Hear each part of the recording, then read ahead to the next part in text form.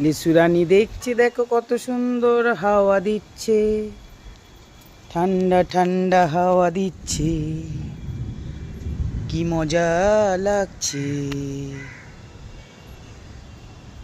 লিচু রানী ভিজবে বলে ছাদে দাঁড়িয়ে আছে, লিচু রানী আমার সোনা, সোনা রানী। চলো বাড়ি যাই, চলো চলো চলো নিচে চলো, আজ তোমার জন্মদিন। চলো।